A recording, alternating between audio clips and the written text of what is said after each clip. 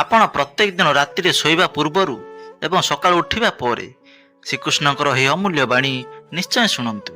ଆପଣଙ୍କର ଜୀବନ ବଦଳିଯିବ। ଚାଲନ୍ତୁ ସମୟ ନଷ୍ଟ ନ କରି ଶ୍ରୀକୃଷ୍ଣଙ୍କର ଏହି ବାଣୀକୁ ଆରମ୍ଭ କରିବା।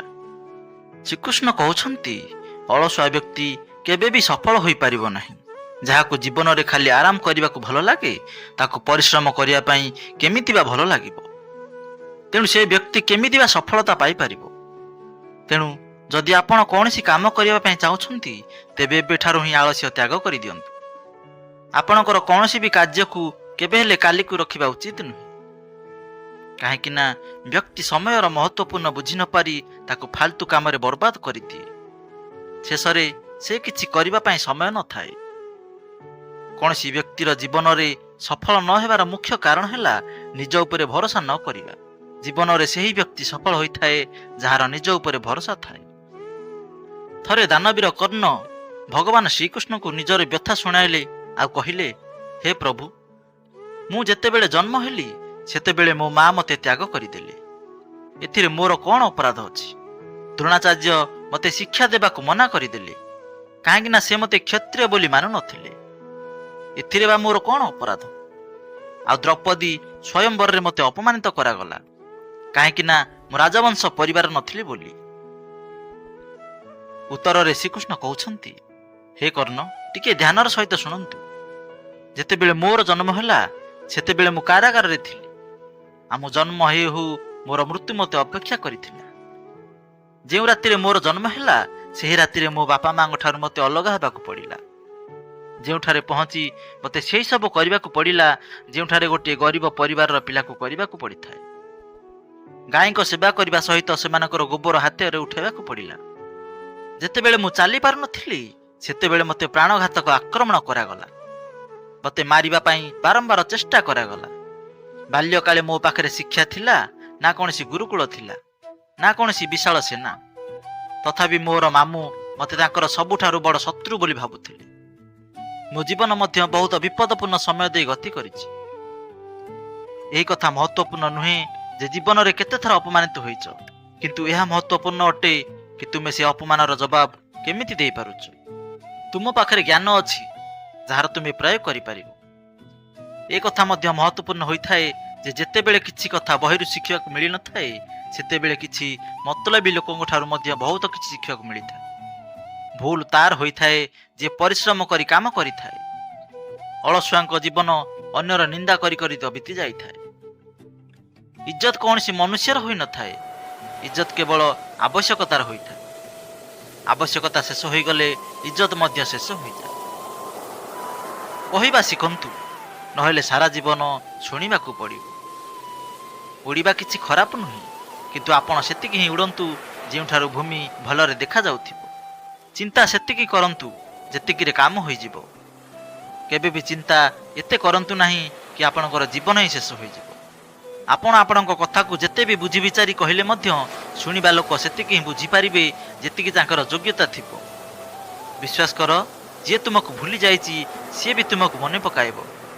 ବାସ୍ କେବଳ ତାର ଆପଣଙ୍କ ପାଖରେ କେବେ କୌଣସି କାମ ପଡ଼ିବା ପର୍ଯ୍ୟନ୍ତ ଅପେକ୍ଷା କର।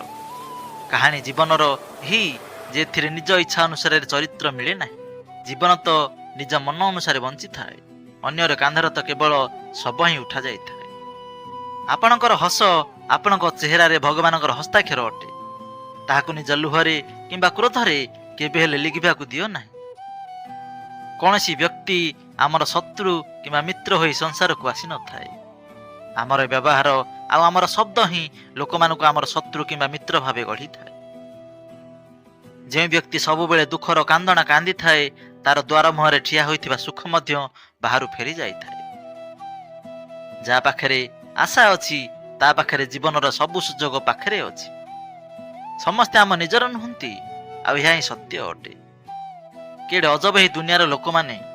ସେମାନେ ଖେଳନା ଛାଡ଼ି ବ୍ୟକ୍ତିର ଭାବନା ସହିତ ଖେଳିଥାନ୍ତି। ମହାନ ବୁଦ୍ଧି ବିଚାରର ଚର୍ଚ୍ଚା କରିଥାଏ, ମଧ୍ୟମ ବୁଦ୍ଧି ଘଟଣାର ଚର୍ଚ୍ଚା କରିଥାଏ, ଆଉ ଛୋଟ ବୁଦ୍ଧି ଲୋକମାନଙ୍କର ଚର୍ଚ୍ଚା କରିଥାଏ। ଏହି ପାଞ୍ଚଟି ଜାଗାରେ ସର୍ବଦା ଚୁପ୍ ରୁହନ୍ତୁ।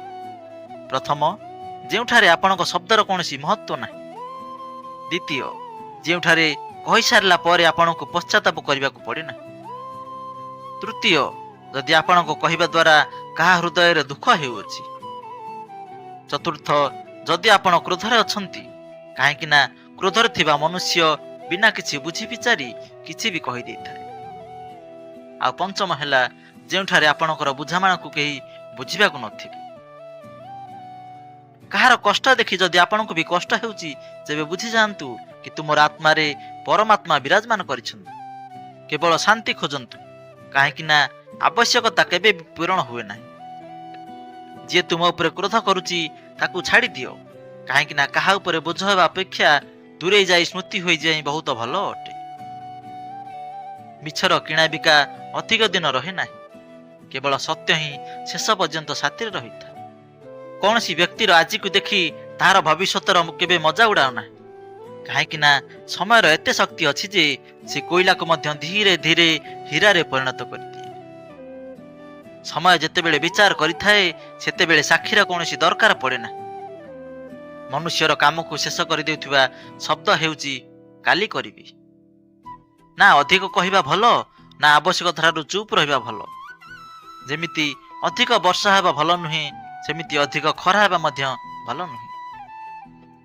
ଟିକେ ବିଚାର କରନ୍ତୁ, ଯେତେବେଳେ ଆମର ଜନ୍ମ ଆମ ଇଚ୍ଛା ଅନୁସାରେ ହୁଏ ନାହିଁ, ତେବେ ଆମର ମୃତ୍ୟୁ ବି ଆମ ଇଚ୍ଛା ଅନୁସାରେ କେମିତି ହୋଇପାରିବ? ତେବେ ଜନ୍ମ ମରଣ ମଝିରେ ହେଉଥିବା ସମସ୍ତ ବ୍ୟବସ୍ଥା ଆମ ଇଚ୍ଛା ଅନୁସାରେ କେମିତି ହେବ? ଜୀବନର ସବୁ ସୁଯୋଗର ଫାଇଦା ଉଠାଅ, କିନ୍ତୁ କେବେ କାହାର ପରିସ୍ଥିତିର ଫାଇଦା କେବେ ହେଲେ ଉଠାଅ ନାହିଁ। ଯଦି ଜୀବନ ସୁଯୋଗ ଦେଉଛି, ତେବେ ଧୋକା ମଧ୍ୟ ଦେଇଥାଏ। ଆଜିର ଦୁନିଆରେ ସୁଖୀ ହେବା ପାଇଁ ସ୍ୱାର୍ଥୀ ହେବାକୁ ପଡ଼ିଥାଏ। ଏହା ଆମେ କହୁନାହୁଁ, ଏହା ଏହି ଯୁଗର ସତ୍ୟତା ଅଟେ। ଯିଏ ଆମର ଭାବନାକୁ ବୁଝିପାରେ ନାହିଁ, ତାଙ୍କ ପଛରେ ପାଗଳ ହେବା ପ୍ରେମ ନୁହେଁ, ବୋକାମି ହୋଇଥାଏ। ପବନ ଯଦି ମୌସମକୁ ବଦଳାଇ ଦେଇପାରେ, ତେବେ ଆଶୀର୍ବାଦ ମଧ୍ୟ କଷ୍ଟ ସମୟକୁ ଦୂର କରିଦେଇଥାଏ। ଯାହା ହୃଦୟରେ ଅଛି ତାକୁ କହିବାକୁ ସାହସ ରଖ। ଯାହା ଅନ୍ୟର ହୃଦୟରେ ଅଛି ତାକୁ ବୁଝିବାକୁ ଚେଷ୍ଟା କର। ସମ୍ପର୍କ କେବେ ହେଲେ ଭାଙ୍ଗିବ ନାହିଁ। ନିଜର ପରିଶ୍ରମ, ସାହସ ଆଉ ସକାରାତ୍ମକ ବିଚାରର ସାହାରା ଦ୍ୱାରା ମନୁଷ୍ୟ ଅନେକ ବିପରୀତ ପରିସ୍ଥିତିରୁ ମଧ୍ୟ ସଫଳତାପୂର୍ବକ ବାହାରି ପାରିଥାଏ। ଏହା ସତ୍ୟ ଯେ ଆପଣ କେବେ କାର୍ଯ୍ୟକୁ ଶେଷ କରିପାରିବେ ନାହିଁ, ଯଦି ଆପଣ କେବେ କାମକୁ ଆରମ୍ଭ କରିବେ ନାହିଁ। ଯେକୌଣସି କାର୍ଯ୍ୟର ସବୁଠାରୁ କଷ୍ଟ ଭାଗ ହେଉଛି କାମକୁ ଆରମ୍ଭ କରିବା। କେବେ ହାର ମାନନ୍ତୁ ନାହିଁ। ଆଜି କଠିନ ଲାଗିଲେ ମଧ୍ୟ କାଲି ବହୁତ ସହଜ ଲାଗିବ, କିନ୍ତୁ କାଲି ପରେ ଯେଉଁ ସକାଳ ଆସିବ ତାହା ବହୁତ ସୁନେଲି ହେବ। ଯଦି ମନୁଷ୍ୟ କିଛି କରିବା ପାଇଁ ଚାହିଁଥାଏ, ତେବେ କିଛି ବି ଅସମ୍ଭବ ନୁହେଁ। ଯେଉଁଠାରେ ଅନ୍ୟକୁ ବୁଝିବା କଷ୍ଟକର ହୋଇପଡ଼େ, ସେଠାରେ ନିଜକୁ ବୁଝାଇ ଦେବା ହିଁ ସବୁଠାରୁ ଶ୍ରେୟସ୍କର ଅଟେ। ଏହି ଶରୀର ମାଟିର ଶରୀର ଅଟେ। ନିଶ୍ୱାସ ପ୍ରଶ୍ୱାସ ତ ସବୁ ଉଦ୍ଧାର ଅଟେ। ତେଣୁ ଏହି ଗର୍ବ ଅହଙ୍କାର କେଉଁଥିପାଇଁ? ଏଠାରେ ତ ଆମେ ସବୁ କୁଣିଆ ଭଳି। ସମସ୍ୟା ଜୀବନର ଏକ ଅଂଶ ଅଟେ। ଯିଏ ନିଜ ସମସ୍ୟା ଉପରେ ପାଦ ରଖିଦେଲା, ସେ ଜିତିଗଲା। ଆଉ ଯିଏ ନିଜର ସମସ୍ୟାକୁ ନିଜର ମୁଣ୍ଡରେ ବସାଇଲା, ସେ ବର୍ବାଦ ହୋଇଗଲା। ଜୀବନରେ ଆମେ ବହୁତ ଥର ଏମିତି ବଡ଼ ବଡ଼ ସମସ୍ୟାରୁ ମୁକ୍ତ ହୋଇଯାଉ। ଏମିତି ଲାଗିଥାଏ ଯେମିତି କେହି ଆମ ସାଥିରେ ଅଛି, ଆଉ ସେହି ଅଦୃଶ୍ୟ ଶକ୍ତିକୁ ଆମେ ପରମାତ୍ମା କହିଥାଉ। ସେଥିପାଇଁ ସର୍ବଦା ମନେ ରଖନ୍ତୁ, ଯେତେବେଳେ ଦୁନିଆ ହାତ ଛାଡ଼ି ଦିଏ, ସେତେବେଳେ ଈଶ୍ୱର ଆପଣଙ୍କର ହାତ ଧରି ନିଅନ୍ତି। କ୍ରୋଧ ପାଖରେ ଟିକେ ଅଟକି ଯିବା ଶିଖନ୍ତୁ, ଆଉ ଭୁଲ ସାମ୍ନାରେ ଟିକେ ନଇଁବା ଶିଖନ୍ତୁ। ଯାହା ଆମ ହାତରେ ନାହିଁ, ଯଦି ଆମେ ତାର ମୋହ କରିବା, ତେବେ ଜୀବନ ନର୍କ ହୋଇଯିବ।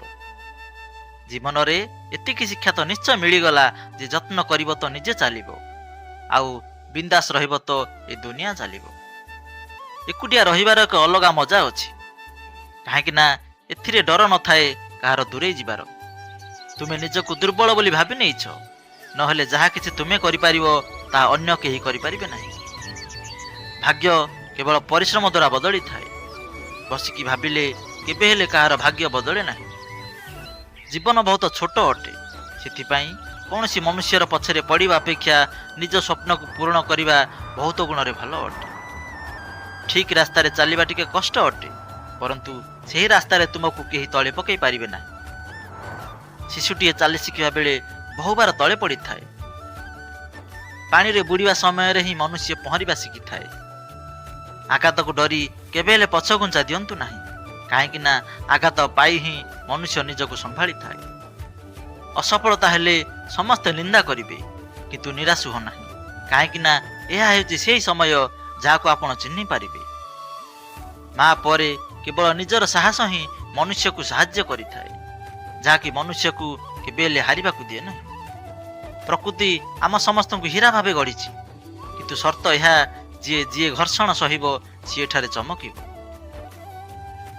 ସବୁକିଛି ବହିରୁ ଶିଖିବାକୁ ମିଳେ ନାହିଁ ବନ୍ଧୁ। କିଛି ସ୍ୱାର୍ଥପର ଲୋକଙ୍କ ଠାରୁ ମଧ୍ୟ ବହୁତ କିଛି ଶିଖିବାକୁ ମିଳିଥାଏ। ଆଜି ଯଦି ରାସ୍ତା ତିଆରି କରିଦେଇଛ, ତେବେ କାଲି ଲକ୍ଷ୍ୟ ସ୍ଥାନରେ ନିଶ୍ଚୟ ପହଞ୍ଚିବେ। ଧୈର୍ଯ୍ୟର ସହିତ କରାଯାଇଥିବା ଚେଷ୍ଟା ଗୋଟିଏ ଦିନ ନିଶ୍ଚୟ ନୂଆ ରଙ୍ଗ ଆଣିବ।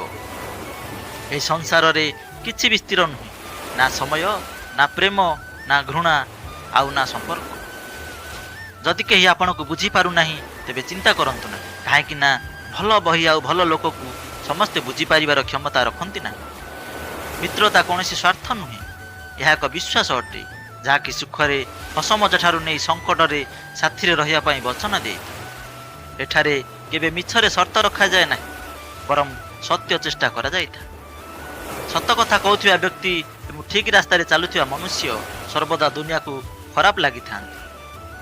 ପ୍ରଶଂସା ଯେତେ ବି କର ନା କାହିଁକି, କିନ୍ତୁ ଅପମାନ ବହୁତ ଭାବିଚିନ୍ତି କରିବା ଦରକାର। ଚେଷ୍ଟା ଗୋଟିଏ ଛୋଟ ଶବ୍ଦ ଅଟେ, ପରନ୍ତୁ ଏହା ଯାହା ପାଖରେ ଲାଗିଯାଏ ତାର ଜୀବନ ବଦଳି ଯାଇଥାଏ। ଯେତେବେଳେ ସମ୍ପର୍କ କନ୍ଦାଇଥାଏ, ତାକୁ ନ ଦେଖିଲା ପରି ଚାଲିଯାଆନ୍ତୁ, ଦେଖିବେ ଜୀବନ ବହୁତ ସହଜ ଲାଗିବ। ଦୁଃଖ ଆସିବା ପୂର୍ବରୁ ହିଁ ଦୁଃଖୀ ହୋଇଯାଉଥିବା ବ୍ୟକ୍ତି ଆବଶ୍ୟକତା ଠାରୁ ଅଧିକ ଦୁଃଖ ପାଇଥାଏ। ଅସଫଳତା ଜୀବନର ଗୋଟେ ଅଂଶ ଅଟେ। ଯଦି ଆପଣ କେବେ ଅସଫଳ ହୋଇନାହାନ୍ତି, ତେବେ ଆପଣ କେବେ ହେଲେ ଶିଖିପାରିବେ ନାହିଁ। ଆଉ ଯଦି ଆପଣ ଶିଖିବେ ନାହିଁ, ତେବେ ପରିଣାମରେ ମଧ୍ୟ କୌଣସି ପରିବର୍ତ୍ତନ ଆସିବ ନାହିଁ। ସେଥିପାଇଁ ଜୀବନରେ ଅସଫଳତା ମଧ୍ୟ ବହୁତ ମହତ୍ତ୍ୱପୂର୍ଣ୍ଣ ଅଟେ। ସମୟ ସହିତ ଲଢ଼ି ଯିଏ ନିଜର ଭାଗ୍ୟ ବଦଳାଇ ଦିଏ, ସେହି ମନୁଷ୍ୟ ହିଁ ନିଜର କପାଳ ଲେଖନକୁ ମଧ୍ୟ ବଦଳାଇ ଦିଏ। କାଲିକୁ କ'ଣ ହେବ ଏହା କେବେ ଭାବନ୍ତୁ ନାହିଁ। କିଏ ଜାଣିଛି ଏ କାଲି ନିଜର ହିଁ ଛବି ବଦଳାଇ ଦେବ। ଖୁସି ସ୍ୱାଧୀନତା ଉପରେ ନିର୍ଭର କରିଥାଏ, ଆଉ ସ୍ୱାଧୀନତା ଏହି କଥା ଉପରେ ନିର୍ଭର କରିଥାଏ କି ଆପଣ କେତେ ଆଶାବାଦୀ ଅଛନ୍ତି। ବିଶ୍ୱାସ ବିନା କୌଣସି ସମ୍ପର୍କ ଅଧିକ ଦିନ ତିଷ୍ଠି ପାରେ ନାହିଁ। ଯଦି କୌଣସି ଭୁଲ କାରଣରୁ କାଲି ତୁମେ ଦୁଃଖରେ ଥିଲ, ତେବେ ତାକୁ ମନେ ପକାଇ ଆଜିର ଦିନକୁ ମଧ୍ୟ ବ୍ୟର୍ଥ କର ନାହିଁ। ଯିଏ ଲକ୍ଷ୍ୟରେ ହଜିଗଲା, ଜାଣ ସିଏ ସଫଳ ହୋଇଗଲା। ଶ୍ରୀକୃଷ୍ଣ କହୁଛନ୍ତି, ମନୁଷ୍ୟ ବର୍ବାଦ ହେବାର 5ଟି କାରଣ ହେଲା ନିଦ୍ରା, କ୍ରୋଧ, ଅଳସୁଆମୀ ଏବଂ କାମକୁ ଟାଳିବାର ଅଭ୍ୟାସ ଏବଂ ଡର। ସଫଳତା ଖୁସିର ଚାବି ନୁହେଁ, ଖୁସି ସଫଳତାର ଚାବି ଅଟେ। ଆପଣ ଯାହା କରୁଛନ୍ତି, ଯଦି ତାହାକୁ ଆପଣ ଭଲ ପାଉଛନ୍ତି କରିବା ପାଇଁ, ତେବେ ଆପଣ ନିଶ୍ଚୟ ସଫଳ ହେବେ। ଅନ୍ୟର ଭଲ କରୁଥିବା ଲୋକକୁ ସବୁବେଳେ ଦୁଃଖ କଷ୍ଟର ସାମ୍ନା କରିବାକୁ ପଡ଼ିଥାଏ, କାହିଁକି ନା ସର୍ବଦା ଫଳ ଦେଉଥିବା ବୃକ୍ଷକୁ ହିଁ ଲୋକମାନେ ପଥର ମାରିଥାନ୍ତି। ସତ୍ୟ ଦ୍ୱାରା ରୋଜଗାର କରାଯାଇଥିବା ଧନ ସର୍ବଦା ଖୁସି ଦେଇଥାଏ। ଛଳ କପଟ ଦ୍ୱାରା ରୋଜଗାର କରାଯାଇଥିବା ଧନ ସର୍ବଦା ଦୁଃଖ ଦେଇଥାଏ। ଚୁପ୍ ରହିବା ଠାରୁ ବଡ଼ ଜବାବ ଆଉ କିଛି ନାହିଁ, ଆଉ କ୍ଷମା ଠାରୁ କୌଣସି ବଡ଼ ଦଣ୍ଡ ମଧ୍ୟ ନାହିଁ। ଯଦି ପରିଶ୍ରମ କରିବା ଦ୍ୱାରା ସ୍ୱପ୍ନ ପୂରଣ ହେଉନାହିଁ, ତେବେ ରାସ୍ତା ବଦଳାନ୍ତୁ, କିନ୍ତୁ ନିଜର ଲକ୍ଷ୍ୟକୁ ନୁହେଁ। କାହିଁକି ନା ଗଛ ମଧ୍ୟ ସବୁବେଳେ ନିଜର ପୁରୁଣା ପତ୍ରକୁ ଝାଡ଼ି ନୂଆ ପତ୍ରର ଉତ୍ପନ୍ନ କରିଥାଏ। କାହା ସାଙ୍ଗରେ ରହି ଯଦି ଆପଣଙ୍କର ବିଚାର ଶୁଦ୍ଧ ହେଉଥାଏ, ତେବେ ବୁଝିଯାଆନ୍ତୁ କି ସେ ମନୁଷ୍ୟ କୌଣସି ସାଧାରଣ ମନୁଷ୍ୟ ନୁହେଁ। ଆପଣଙ୍କର କଠିନ ସମୟ ହିଁ ଆପଣଙ୍କୁ ମଜବୁତ କରିଥାଏ। ଆଜିର ସମୟରେ ଭଗବାନ ସିଏ ଅଟେ, ଯାହା ପାଖରେ ପଦ ଆଉ ପଇସା ଅଛି। ଆଜି ସମ୍ପର୍କର ମୂଲ୍ୟ ଟଙ୍କାରେ ପରିଣତ ହୋଇଯାଇଛି। ଆପଣଙ୍କର ଘର କେତେ ବି ଅପରିଷ୍କାର ହେଉ ପଛେ, ଯଦି ଆପଣଙ୍କ ପାଖରେ ପଇସା ଅଛି, ତେବେ ଆପଣଙ୍କର ଅଶିକ୍ଷିତତା, ଆପଣଙ୍କର ଖରାପ କର୍ମ, ଆପଣଙ୍କର ଖରାପ ବ୍ୟବହାର ସବୁକିଛି କ୍ଷମା କରିଦିଆଯିବ। ଏହା କଳିଯୁଗ ଅଟେ ବନ୍ଧୁ। ଏଠାରେ ଖରାପ ସହିତ ଖରାପ ହେଉ କିମ୍ବା ନ ହେଉ, କିନ୍ତୁ ଭଲ ଲୋକ ସହିତ ଖରାପ ନିଶ୍ଚୟ ହୋଇଥାଏ। ଜୀବନରେ କେବେ କାହାକୁ ଏତେ ମହତ୍ତ୍ୱ ଦିଅ ନାହିଁ କି ସେ ତୁମ ମୁହଁରୁ ହିଁ ହସ ଛଡ଼େଇ ନେବ। ଆପଣଙ୍କ ଜୀବନରେ ସମସ୍ୟା କେବେ କାହା ସହିତ ବାଣ୍ଟନ୍ତୁ ନାହିଁ, କାହିଁକି ନା ଏହା ଦ୍ୱାରା କିଛି କାହାକୁ ଫରକ ପଡ଼ିବ ନାହିଁ। ଓଲଟା ଲୋକମାନେ ଆପଣଙ୍କର ସମସ୍ୟା ଶୁଣି ସେମାନେ ଖୁସି ହେବେ ଯେ ଯାହା ହେଉ ଏହି ଲୋକ ପାଖରେ କିଛି ହେଲେ ସମସ୍ୟା ଅଛି ବୋଲି। ଶ୍ରୀକୃଷ୍ଣ କହୁଛନ୍ତି, କିଛି ଲୋକ ନିଜର ହେବାର ନାଟକ କରିଥାନ୍ତି, ସମୟ ଆସିଲେ ସବୁ ବୁଝା ପଡ଼ିଯାଇଥାଏ। ଯଦି କେହି ମିଠା କଥା କହୁଛି କିମ୍ବା ସେ ସହାନୁଭୂତି ଦେଖାଉଛି, ତେବେ ଏହାର ଅର୍ଥ ଏହା ନୁହେଁ ଯେ ସେ ଆପଣଙ୍କର ଶୁଭଚିନ୍ତକ ଅଟେ। କର୍ମରେ ଯାହା ଲେଖା ହୋଇଥିବ ତାହା ଭୋଗିବାକୁ ନିଶ୍ଚୟ ପଡ଼ିଥାଏ। ଭଲ ବ୍ୟକ୍ତି ସ୍ୱାର୍ଥପର ହୋଇନଥାଏ, ସେ କେବଳ ଦୂରେଇ ଯାଇଥାଏ ସେମାନଙ୍କ ଠାରୁ ଯେଉଁମାନେ ତାଙ୍କୁ ଅଣଦେଖା କରିଥାନ୍ତି। ମନୁଷ୍ୟ କାନ୍ଦି କାନ୍ଦି ରାଗରେ ସବୁକିଛି କହିଦେଇଥାଏ, କାହିଁକି ନା ସେ ସତ୍ୟ କହିଥାଏ। କାହିଁକି ନା ରାଗ ଓ କାନ୍ଦ ମନୁଷ୍ୟକୁ ସତ୍ୟ କହିବାକୁ ବାଧ୍ୟ କରିଥାଏ। କାଚ ଏବଂ ସମ୍ପର୍କ ଦୁଇଟି ଯାକ ଟିକେ ଆଘାତରେ ଭାଙ୍ଗି ଯାଇଥାନ୍ତି, କିନ୍ତୁ କାଚ ଭୁଲରେ ଭାଙ୍ଗିଯାଏ ତ ସମ୍ପର୍କ ଭୁଲ ବୁଝାମଣାରେ ଭାଙ୍ଗି ଯାଇଥାଏ। ଦୁଃଖ ବିକି ହୁଏ ନାହିଁ, ଆଉ ସୁଖ କେବେ ହେଲେ କିଣି ହୁଏ ନାହିଁ। ବେଳେବେଳେ ସେହି ମନୁଷ୍ୟ ଆପଣଙ୍କୁ କନ୍ଦାଇ ଦେଇଥାଏ, ଯାହାର ଖୁସି ପାଇଁ ଆପଣ କିଛି ବି କରିବାକୁ ପ୍ରସ୍ତୁତ ଥିଲେ। ଲୋକଙ୍କ କଥାରେ ଭାସିଯାଇ କୌଣସି ମନୁଷ୍ୟକୁ ଭୁଲ ବୁଝିବା ସବୁଠାରୁ ବଡ଼ ମୂର୍ଖାମି ଅଟେ। କିଛି ଲୋକକୁ ଏତେ ବି ନିଜର କରିବାକୁ ଚେଷ୍ଟା କର ପଛେ, କିନ୍ତୁ ସେ ଏହାର ପ୍ରମାଣ କରିଦିଏ ଯେ ସେ ଆମ ନିଜର କେବେ ହୋଇପାରିବ ନାହିଁ। କିଛି ଲୋକ ନିଜର ସ୍ୱାର୍ଥ ହାସଲ ପାଇଁ ସବୁ ସମ୍ପର୍କ ଯୋଡ଼ିଥାନ୍ତି, ଆଉ କାମ ସରିଲା ପରେ ସାଦାସିଧା ଲୋକଙ୍କର ହୃଦୟ ମଧ୍ୟ ଭାଙ୍ଗି ଦିଅନ୍ତି, କାହିଁକି ନା ସେମାନେ ଭାବନ୍ତି ଯେ ସେମାନଙ୍କ ଠାରୁ ଅଧିକ ଚତୁର ଚାଲକ କେହି ନାହାନ୍ତି ବୋଲି। କିନ୍ତୁ ବାସ୍ତବରେ ସେମାନେ ନିଜେ ସେମାନଙ୍କ ଭାଗ୍ୟକୁ କୁଠାରଘାତ କରିଥାନ୍ତି। ପତ୍ନୀକୁ ଉଡ଼ିବା ପାଇଁ ଡେଣାର ଆବଶ୍ୟକତା ନାହିଁ, ବରଂ ନିଜ ପତିର ସହଯୋଗ ଏବଂ ପ୍ରେମ ଜରୁରୀ ଅଟେ। ବନ୍ଧୁଗଣ, ଏ ଭିଡ଼ିଓରେ ଆମକୁ ଏହି ଶିକ୍ଷା ମିଳୁଛି ଯେ ସମୟର ଚକ୍ର ଏମିତି ହିଁ ହୋଇଥାଏ। କେବେ ଭଲ ସମୟ ଆସିବ ତ କେବେ ଖରାପ ସମୟ। ଭଲ ସମୟରେ ଭଗବାନଙ୍କୁ ଆମେ ଧନ୍ୟବାଦ ଦେବା ପାଇଁ ଭୁଲି ଯାଉ, ଆଉ ଖରାପ ସମୟରେ ଅଭିଯୋଗ କରିଥାଉ। କିନ୍ତୁ ପ୍ରକୃତରେ ଆମକୁ ଭଲ ସମୟରେ ଭଗବାନଙ୍କୁ ଧନ୍ୟବାଦ ଦେବା କଥା, ଆଉ ଖରାପ ସମୟରେ ଆମେ ଭଗବାନଙ୍କୁ ଏହା କହିବା କଥା କି ହେ ପ୍ରଭୁ, ଆମକୁ ଏହି ସମୟକୁ ସାମ୍ନା କରିବା ପାଇଁ ଆହୁରି ଶକ୍ତି ଦିଅନ୍ତୁ। ଛୋଟ ଛୋଟ ସମସ୍ୟାର ସାମ୍ନା କରିକି ହିଁ ଆମେ ବଡ଼ ବଡ଼ ସମସ୍ୟାକୁ ସାମ୍ନା କରିବାର ଯୋଗ୍ୟ ହୋଇଥାଉ। ସେଥିପାଇଁ ଜୀବନରେ ଆସୁଥିବା ଛୋଟ ଛୋଟ ସମସ୍ୟାରେ କେବେ ହେଲେ ଅଧୈର୍ଯ୍ୟ ହୁଅନ୍ତୁ ନାହିଁ। ସକାରାତ୍ମକ ଭାବେ ସମସ୍ୟାର ନିବାରଣ କରି ଚିନ୍ତନ କରନ୍ତୁ, ଯୋଜନା ତିଆରି କରନ୍ତୁ। ଖରାପ ପରିସ୍ଥିତି ଆପଣଙ୍କର ଦୃଢ଼ତାର ପରୀକ୍ଷା ନେଇଥାଏ। ଶ୍ରୀକୃଷ୍ଣ କହୁଛନ୍ତି, ଏକ ମନୁଷ୍ୟକୁ ହରାଇକି ଆମେ ତ ଆଗକୁ ବଢ଼ିପାରିବା, କିନ୍ତୁ ତାର ଶୂନ୍ୟ ସ୍ଥାନକୁ ହଜାର ଲୋକଙ୍କ ଦ୍ୱାରା ମଧ୍ୟ ଭରାଯାଇପାରିବ ନାହିଁ। ଯିଏ ଧୈର୍ଯ୍ୟର ସହିତ ଅପେକ୍ଷା କରିବା ଶିଖି ଯାଇଛନ୍ତି, ସେମାନଙ୍କ ପାଖରେ ସବୁ ଜିନିଷ କୌଣସି ନା କୌଣସି ବାହାନାରେ ପହଞ୍ଚିଯାଏ। ଯେ ପର୍ଯ୍ୟନ୍ତ ବିପରୀତ ପରିସ୍ଥିତି ସହିତ ଲଢ଼ିବ ନାହିଁ, ସେ ପର୍ଯ୍ୟନ୍ତ ସେ ତୁମ ଉପରେ ବୋଝ ହୋଇ ରହିଯିବ। କେବଳ ସମୟ ଉପରେ ନିର୍ଭର କରି ବସି ରୁହନ୍ତୁ ନାହିଁ, କାହିଁକି ନା ଭାଗ୍ୟମାନଙ୍କ ହାତ ଖାଲି ରହିପାରେ, କିନ୍ତୁ ପରିଶ୍ରମୀ ଲୋକର ହାତ କେବେ ହେଲେ ଖାଲି ରୁହେ। ବନ୍ଧୁଗଣ, ଭଗବାନ ଶ୍ରୀକୃଷ୍ଣଙ୍କର ଏହି କଥା ଯଦି ଆପଣଙ୍କୁ ପସନ୍ଦ ଆସିଥିବ, ତେବେ କମେଣ୍ଟ ବକ୍ସରେ ଜୟ ଶ୍ରୀକୃଷ୍ଣ ବୋଲି ନିଶ୍ଚୟ ଲେଖନ୍ତୁ। ଆଉ ଭିଡ଼ିଓ ଭଲ ଲାଗିଥିଲେ ଭିଡ଼ିଓକୁ ଲାଇକ୍ କରିବା ସହିତ ତେବେ ସବସ୍କ୍ରାଇବ୍ କରିବାକୁ ଜମାରୁ ଭୁଲିବେ।